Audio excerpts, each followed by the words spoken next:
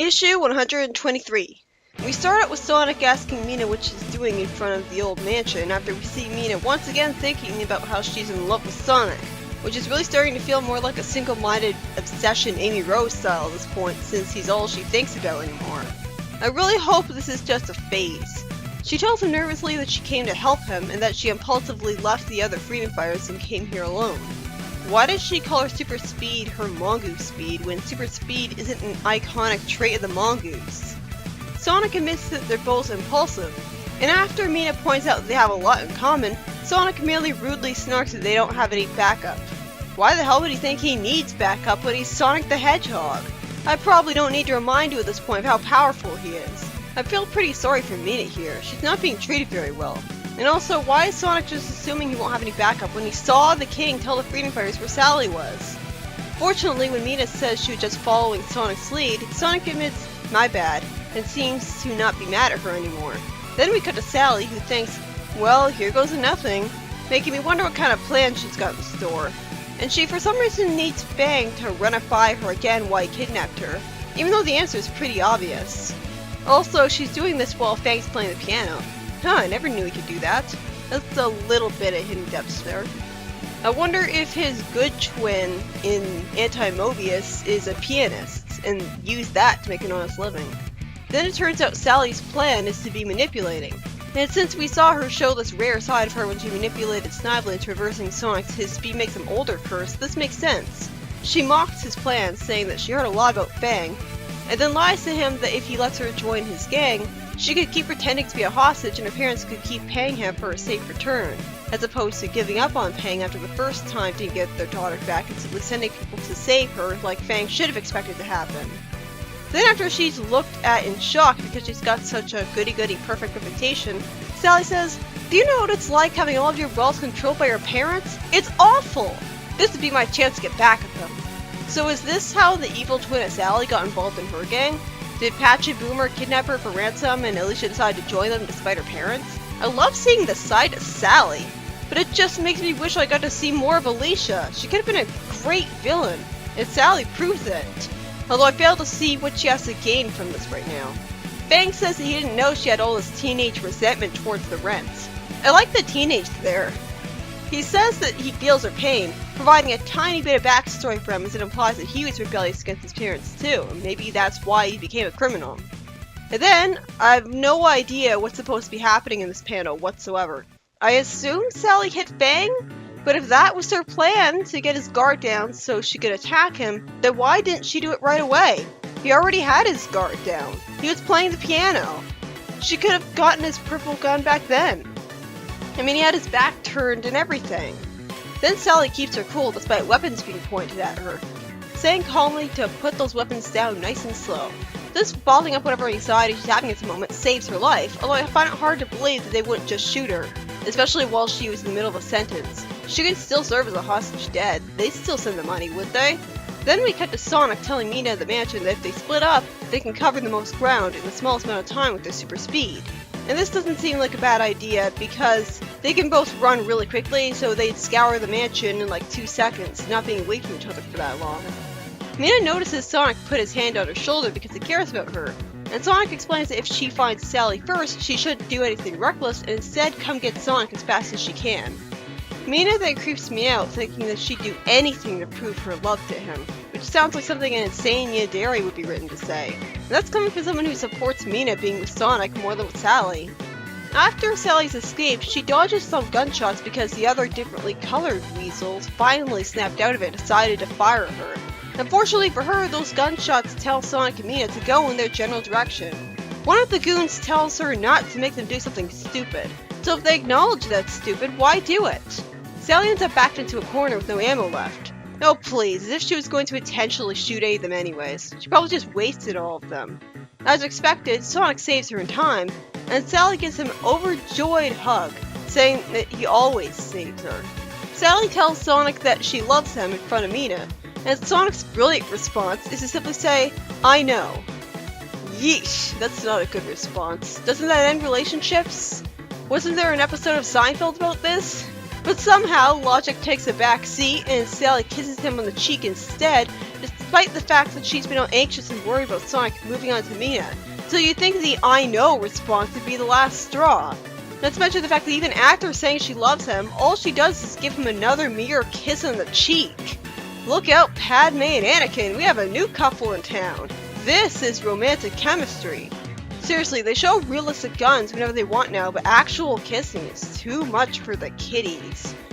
The only way this makes sense is that Sally heard Sonic say that he loved her in issue 50, which I suspected all along. So it wouldn't matter him saying "I know" because she already knows that he loves her. But that doesn't change the fact that all this Mina stuff, do you think "I know" would be the last straw?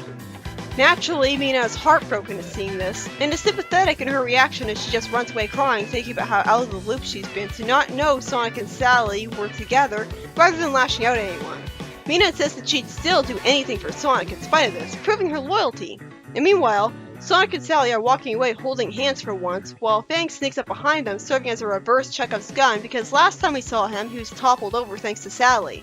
Surprisingly, it's Mina who takes the shot, passing out while telling Sonic that she loves him.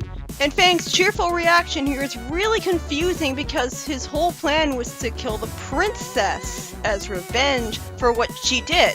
But instead he's all cheerful about hitting the wrong target. He really doesn't care? But it's not even implied that he ran out of ammo. What? I mean, he has to have run out of ammo, or otherwise he would have just shot Sally and then everyone else. And surprisingly again, she wakes up at the hospital and tells Sonic that Wee Mongoose is healed pretty quickly. Well, that was convenient. Why is Sonic calling her a kid? How old is she? Isn't she the same age as him? Yeah, she is. I mean, they go to the same class in school. They meet to their same age. Sonic, still looking serious, says that while what she did today seemed dumb to him for some reason, it was also brave and cool at the same time. Fortunately, Sally is polite to her even though she told Sonic she was in love with him, although that makes perfect sense considering she literally just saved her life. Then the next story, we see Knuckles and Sally as childhood friends again, with Sally saying that she spends more time learning to be a princess than she does spending time with her friends. Then it's revealed out of complete nowhere that according to Aurora, Knuckles used to be quite smitten with the princess. Why is Knuckles surprised they can't see him? One, he's behind them, and two, you'd think he'd be used to this rule by now. Aurora explains that Knuckles is reliving his past experiences in life. I don't see the point of this. It's not like he's being made to relive every single time he made someone happy from their perspective, feeling their joy as a part of a heaven, so what the hell's the point if he's not reliving every single memory? Why is she wasting her time with this? And you know what? More pointless recap. I'm fine with Penders and Knuckles for the most part, right now at least, but seeing nothing but worthless recap and time wasting pretending Knuckles is dead for good shit is enough to get on my nerves, and make even me call this a terrible story arc. And not just because Knuckles is green. This giant recap of every significant event in Knuckles' life is the recap machine issue all over again. I really wish I knew if this was the product of executive meddling or not to catch the readers up on Knuckles. Because if it is, then I wouldn't feel right about blaming the writer for it. By the way, why the hell in universe is Knuckles talking in narration at all? Aurora already knows this, Knuckles already knows it, they're not exactly close friends, so what's with the reminiscing? And again, where's her comments? It just makes it awkward. Also, it's really glaring when in a story dedicated to recaps, they get the outfit of a character in a past flashback wrong. Knuckles' mother very clearly wasn't wearing that when she saw him for the first time in years. In fact, with her black outfit, I assumed she was laying down at first glance. And the story ends with the recap still not being fucking over. Why was the story even published? It adds almost nothing. In the next story, which is probably actually good, Sonic wakes up one morning to discover that Mutsuki is missing, and so is the entirety of the Robians. All of this is narration, by the way. 3 weeks later, Sonic found Mutsuki de-roboticized, finally looking like an acceptable pet for once. About time. He's so cute. And slowly, over the following weeks, the other Robians reappeared, also changed back. And with no memory of how this mass metamorphosis had occurred for some reason, I guess they kept them unconscious while they were unroboticized and didn't wake them up until they were long away from that person. Unfortunately, Jules was the only one who came back still a robot, and Chuck was unable to find a cure. Makes sense, because if even the person who cured everyone else couldn't cure Jules, what makes Chuck think he could? Maybe it's because... No, that doesn't make sense, because I'm sure all of the Robians had plenty of modifications made to their metal. And that's exactly why Chuck couldn't deroboticize them in the first place after the whole Ultimate Annihilator business. So why would Jules be way harder to deroboticize than everybody else? Sonic then shows up weeks later at Eggman asking him why he deroboticized everyone except for his dad, since that made his dad feel like a real outcast. Naturally, Eggman says, "Don't be stupid! What makes you think I changed any of them back in the first place?" The story ends with Sonic swearing to find out who caused this miracle to happen, and I take back the probably actually good part, because while I'm pretty relieved that this mass deroboticization happened, especially since Sonic's mother and uncle finally have a good design, albeit with the wrong blue color for Sonic's mother, making her look way too much like Sonic, I fucking hated how the story was mostly narration. It made me feel completely detached from everything that was going on, and it made what was happening feel incredibly arbitrary. And it helped contribute to my assumption that this was all a dream at first. Would it have killed them to put dialogue in? Like during the comforting scene where Mina was crying. Would it have killed them to have the characters actually talk? All that narration doesn't pull me in. It felt too fiction-y and meta. I don't know what they were thinking. At the very least, this is probably going to lead into a story that actually will explain what's going on. But I've read up to 127 at the time of this recording, and I still don't know who did this. So I guess that's my summary right there. The story was written by Carl Bullers, and it just made me angry because of the format, and the lack of explanation of why this happened. But the plot is fine. It'll become much better once I actually find out what caused the deroboticizations. My guess is a wizard did it. What took Merlin so long? Wait, can't you only make illusions? And levitate tails? The first story was by Carl Bullers as well, and involved Sonic and Mina saving Sally from a hostage situation. I really liked Sally's cleverly making up a lie to fool Fang, like she's smart and creative enough to think of a logical explanation for why she'd want to be evil and join their gang. It really made me wish that I could just see more of her evil twin, because maybe she was like that. I wish that in addition to seeing so much of the Kinna's backstories, although I like that too, we could also get some of that attention shed on the evil twins' backstories. That is way more interesting. Problem is, her whole manipulation is totally pointless, because she could have just hit Fang right away if she wanted to steal his gun and escape. He was already vulnerable. He was playing the piano with his back turned to her.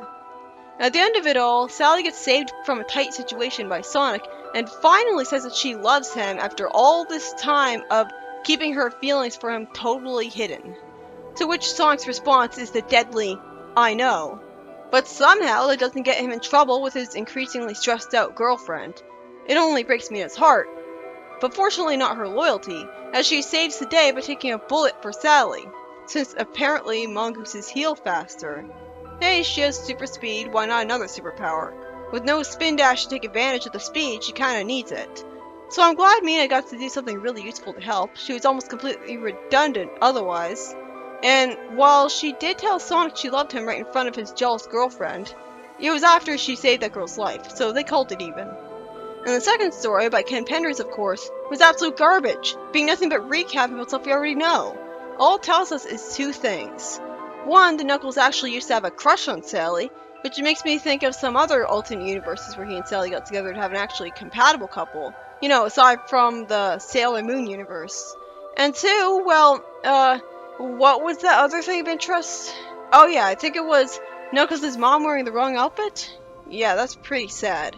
Basically, this whole story was nothing but a recap machine episode for Knuckles. When I was expecting that Knuckles would be sent home alive by Aurora an issue ago. As it stands, it never should have been published in the first place. That's coming from someone who loves the Knuckles comics, so there's no bias against the writer here. I don't care who wrote this padding. It just sucks.